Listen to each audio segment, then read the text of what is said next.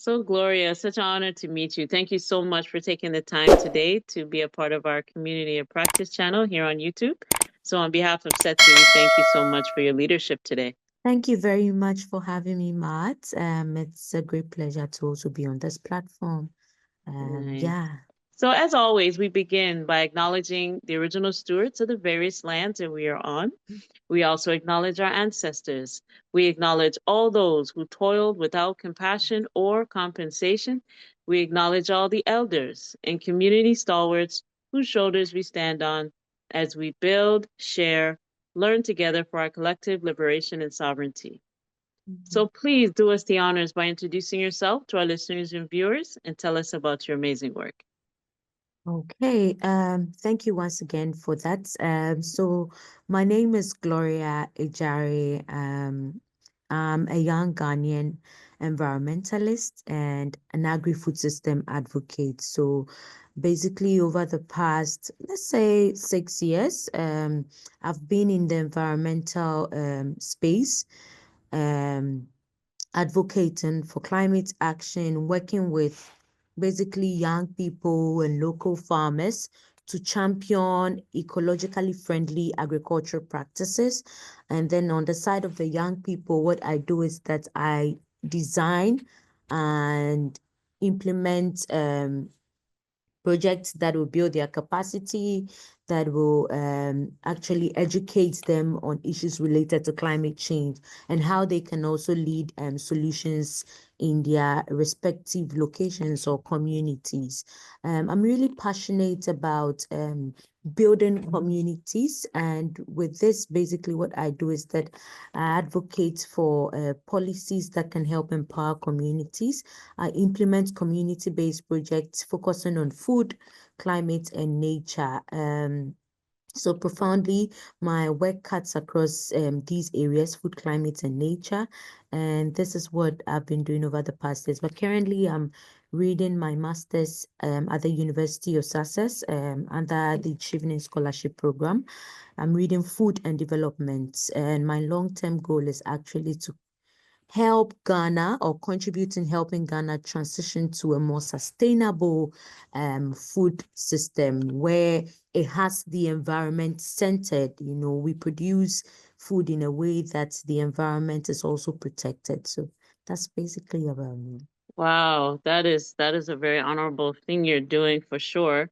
We know food sustainability, is really at risk. So, Mm. uh, with climate changing and stuff like that, and the adjustments of the climate change plus food sustainability, it goes hand in hand, right? So good for Yeah, you. That's awesome. thank you. So, can you like tell us about your personal mission and vision for us? Like what inspires you about the work you do? I think I'll just take it from this angle that really what deeply inspires me is knowing that my work contributes in protecting the environment. You know, my desire as a young person is to see this environment that sustains our life or our lives across being protected, you know. So it really inspires me to see that the little effort I do, that is working with other young people, goes a long way to not just let's say empower us, but also protect the environment. Um, I think my journey as an environmentalist started from so many angles, but most importantly, from my faith as a Christian, where there was this book I read by Rick Joyner where he mentioned that Christians are supposed to be eternal conservationists, and it resonated so well with me. And right about the same time, I noticed there were rising issues of illegal harvesting and exploitation of trees like rosewood in Ghana. It was a major environmental crisis or issue in Ghana. And I thought that what could I do? You know, can I join an organization to contribute my efforts in advocating for some of these things, in protecting the environment and all of that?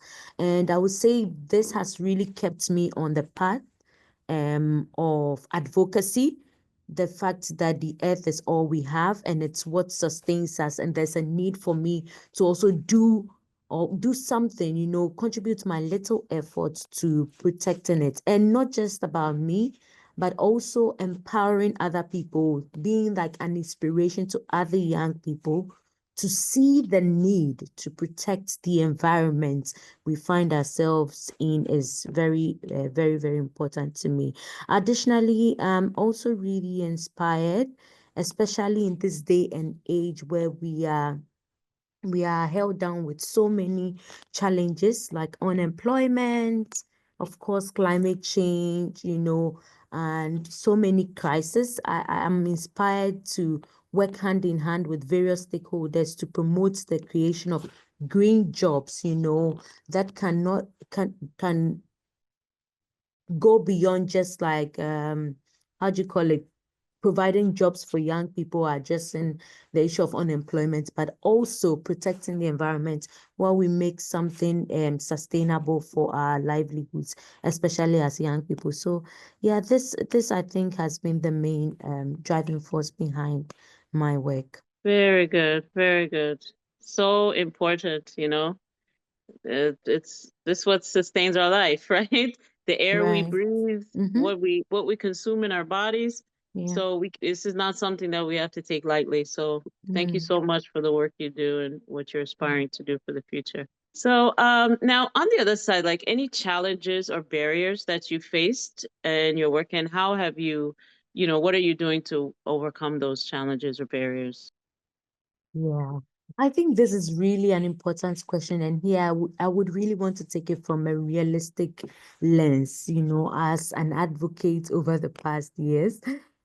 Truly, whatever work I am doing now as a young person in the space is really to get policy, just like I mentioned earlier, to get to influence policies, to get to draw the attention of various stakeholders like the government, or political leaders, agencies, young people, older, young, all around to get people to realize the emergency we have at hand and the need for us to do something to address it.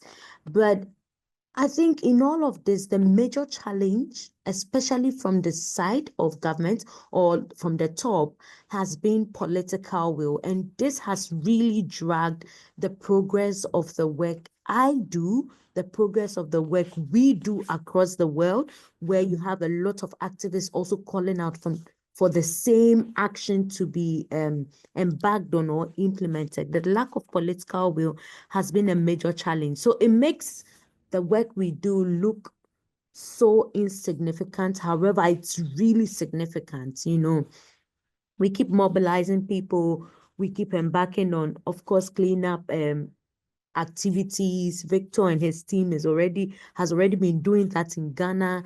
Very impressive, educating locals and all of that. But the people at the top keep resisting, and they seem not to really align or see the need for the protection of the environment. And for me, that's a major challenge. And it's really one of the things that drags the work we do behind. Again, I also see that young people are not, even though there has been a significant growth in the interest of young people over the years on issues related to the environment, there has still been, or there's still an existing gap in the engagement of young people within the space of the environment. We need the active force of the population to be engaged in this. Why?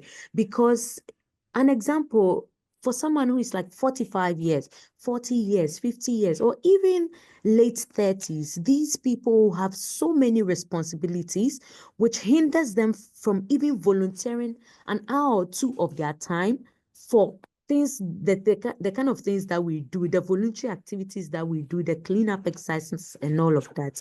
However, when you see a young person between the ages of 15 to 25 years, 27 and all of that, even 30, these people seem to have like that space and flexibility to even give time to do something for even more than 5 hours. And looking at how urgent climate issues are, looking at the crisis we are facing at hand now, we need more of the active force like young people to be involved, to dedicate time to raise awareness. Again, young people, have a very strong voice and a loud voice, which could really cause a ripple effect when it comes to change or enforcing change. So the discouragement of young people within the sector, like trying to engage in the sector because they don't see it as a promising sector, is also one of the major issues. And that is how my work also comes in to inspire them, to make them understand that there are so many opportunities in here for you while you advocate to protect the environment, while you lead climate action, while you lead solutions in any possible way you can. I think lastly, the fact that there's lack of collaboration, within the space of the environment. We have so many fragmentations. I think it makes the work very difficult, especially for me, because I really am a strong believer in collaboration because I think that it has a very powerful effect when we come together to champion one particular cause. And that has been a major challenge within the space. And I think that what I have really done over the past years is to learn to build relationships with other organizations, with other individuals, and all of that to take action, just so that we can create a ripple effect or a stronger effect across the sector and even beyond. Yeah. Absolutely. That's what we say here at SETSI, like collaboration is the key to social change. And Mm, from Africa, from the motherland, we say, if you want to go far, if you want to go fast, go alone. If you want to go far, go together. So this is so vital, and yeah. especially in the work that you do. So, I totally agree. Absolutely. Mm, So, what are you currently working on right now? I know you were saying you're in school, but what are mm. some of the things what are some of your key priorities right now?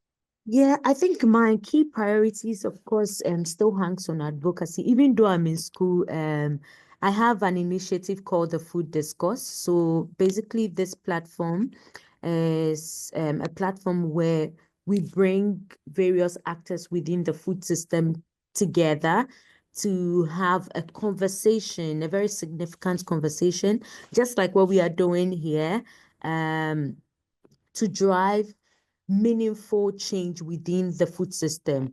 Now, I have a personal belief that before any change happens within a society or even at home, or when you have a relationship with someone, before you get to influence the person to change or to do something for you, you need to sit down to have a conversation. People need to understand what is at stake now. What can they do now? What are other people already doing within the space to address it, so that they can also tailor some of these things that they hear to create their own solution wherever they find themselves. So even though people say that there are lots of platforms where people are just talking and talking and talking, I believe that it's very, very important that we keep talking to influence people. We keep talking to prove that there's something going on that maybe someone else doesn't know, to spread the word and spread knowledge. So I have this platform which is called the Food Discourse. I host various speakers on it once every month, every Saturday on X platform, to drive meaningful change within the food system.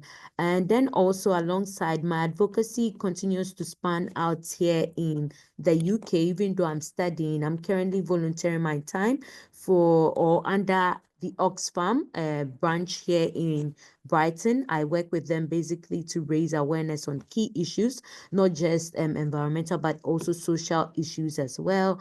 Um, of course, I'm reading food and development here. So one of the things I also do under my department is to also create really interesting content out there to kind of like drive interest within the area of food within the area of sustainability as well. So right now, that is what I'm doing, but my focal area still hangs on food, climate, and nature. And it's still central to the work I do. And I'm looking ahead, I aim to actually deepen my engagement within the space of food and agriculture, so that we can be able to break the systemic challenges, or at least be able to mobilize enough people to drive action within this space. Like, for example, I envision, let's say in the nearest, let's say 5 to 10 years, I envision myself working with various key stakeholders to create like 1,000 plus green jobs, for young people within the space, to tackle the issue of unemployment while addressing the issue of climate change, or the issue of environmental degradation. So yeah, that's really it.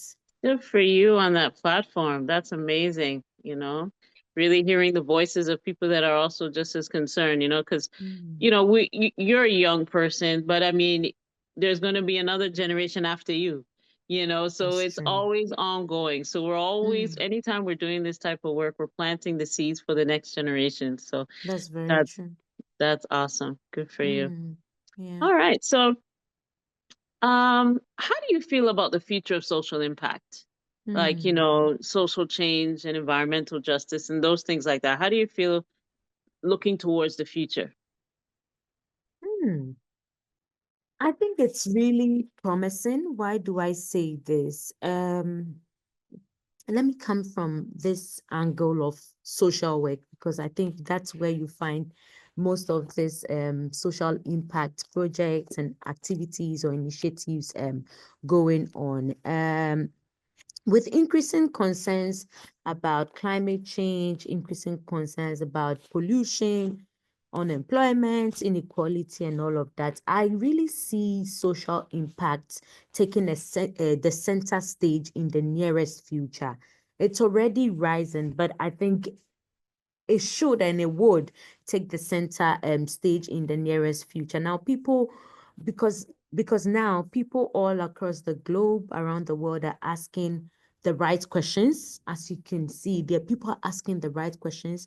People are developing innovative solutions. Young people are stepping up the game, and people are really trying to address some of the gaps we already have, where like you find governments, institutions, or the state failing or falling short of. People are like, they're sick and tired of the existing system, and they want to address things on their own. And for me, that is the reason why I'm saying that social impact will take the center stage, because it is about society. The growing interest of the people creates a stronger voice, and may be the driving force behind the change we want to see. And I love that there's a lot of awakening within society. I love that people are asking the right questions. I also love that people are now getting curious to find solutions to the existing problems without waiting for anyone to support them.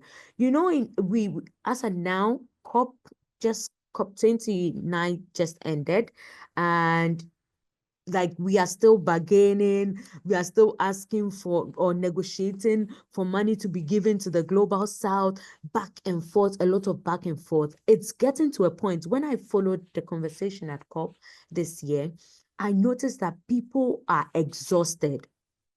People are like, enough, you know, let's stop going for COP. We are tired. We don't want to be there again. The talk is too much, and at that point, you realize that there's a lot of tension being created within society.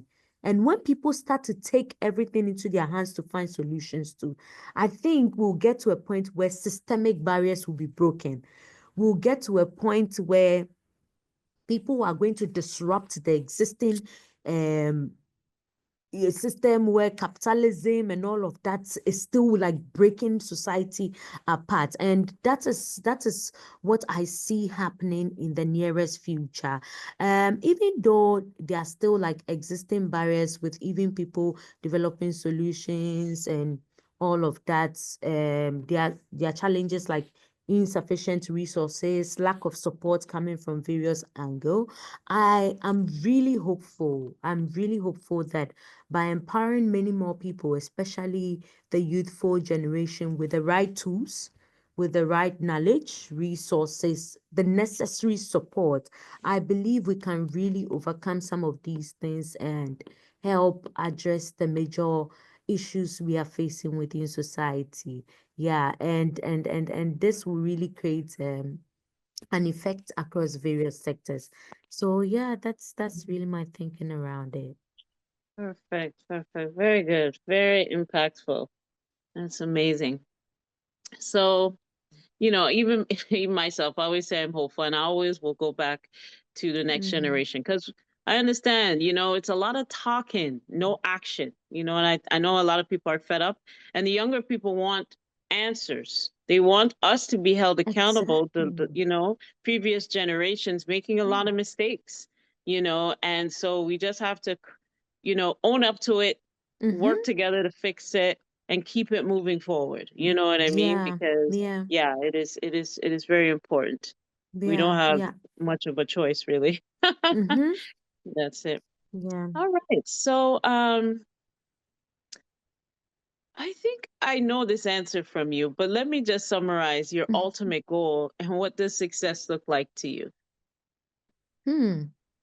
Okay, so my ultimate, I really find this question very difficult because in the context of finding the right answer, it's really difficult because from diverse angle, it will look like so many things to me. But within the space I work in and with what I envision, I think success will really be like the point where you can see that we are now making globally, we are now making a detour from all of our wrong actions that we can already see the impacts or on, basically we making a detour that okay, no, we have done enough.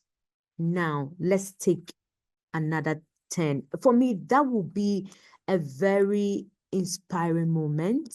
That will be success because at that point where we make a turn or a detour from all of these things, it means that um each each and every leader, there will be, so basically there will be high political will, there will be investment in the right places and right sectors. We are going to have things falling in place. We are going to ensure that the environment is centered in all of our decision and all of, for me, that is success to me. Basically having that moment where we all agree that these are the actions. Now it's like, yeah, people know that whatever we are doing here is not safe, it's not environmentally friendly and all of that. But the will to turn or to make changes has still been like, or is still the major issue and headache here. So seeing that detail will just be a deal breaker for me. I don't know if this is perfect, but that is how I envision success or my ultimate goal to look like within this That's it. space. Yeah. That's right. That's right. Very good. Very, very good. Okay, so this has been so Mm, amazing, Gloria. We really appreciate your leadership, mm, your forward thinking, mm, and the importance. Like I can feel and hear the passion in your voice. The importance of what's going to take to heal heal Mother Nature. You know what I mm. mean? We've done a lot, and we're still doing a lot of damage to her, and Yeah, it's reflecting on us because we are part of Earth, and also the yeah. food intake. Earth seeds have to go into the earth, and if the seeds aren't even proper, the air Mm. is not proper, the water is toxic, then how are we going to Wow. sustain our lives here, Mm. right? So Right. very vital. So this is so important, and we want to thank you so much. I think the last question I have for you is any closing thoughts or calls to actions at this time. Yeah. I would basically say that as we look ahead Again, I'll reiterate the need for collective action or efforts to address the challenges we have at hand. We it can't just be one person. No, it's a social problem. So there's a need for us to hold our hands despite our differences in attitude, in character, in belief, and all of that. We need collective action. And again, our work is just a reminder that each of us has a role to play in shaping a sustainable and equitable future that we envision. The work I do is just to let another young person know that you have a role to play. You can do something. If yours is not maybe leading community-based project, you can definitely use your skill that you have. You could be painting, you can use that to create awareness. You could be singing, you can use that to create awareness. You have a role in to play in shaping the kind of future we want. Again, I want to urge everyone to reflect deeply on how they can also contribute. It could be just volunteering. It could be on your own using social media to advocate. It could be just working with your community members on some simple things, you know, just the little things, small steps really count. It could be you from right from your home learning to even segregate your waste or learning to teach your kids that this is the right way to live. Don't follow society's bad norms and all of that. That could be your first point of impact or change or contribution. So while there may be challenges again, and there are of course challenges that we may not like have what it takes to overcome now. I believe that when we hold our hands together, we may be able to help in addressing this and promote our shared mission as well. I think we can build a better world for my generation and the next generation, that is the future generation, if we really learn to hold hands together. So basically, let's take action today. Let's continue to work towards a brighter and more inclusive tomorrow. Yeah. Love it. That's a perfect way to end this segment for sure. We thank you so much. We appreciate all, that you're doing. We wish you nothing but success, good health to carry on this mission because we know it's not an easy one. And we just want to say thank you again. And we'll definitely be collaborating. This isn't the last, all right? Yeah, absolutely. Thank you so much for having me and for the great work you're doing. I watched a couple of the interviews on your YouTube page and I thought that was really impactful. I really look forward to sharing to get more young people involved in what we are trying to do to address Mm-hmm. this global challenge. Thank you very much, Matt. You're welcome, dear. So we will close the way that we began by acknowledging the original stewards of the various lands that we are on. We also acknowledge our ancestors. We acknowledge all those who toiled without compassion or compensation. We Mm. acknowledge all the elders and community stalwarts whose shoulders we stand on as we build, share, learn together for our collective liberation and sovereignty. So once again, Gloria, thank you so much. All the best in your studies and stay safe. Okay, dear? Thank you. Please have a All lovely right. evening. Take care, dear. Bye Okay, bye. bye.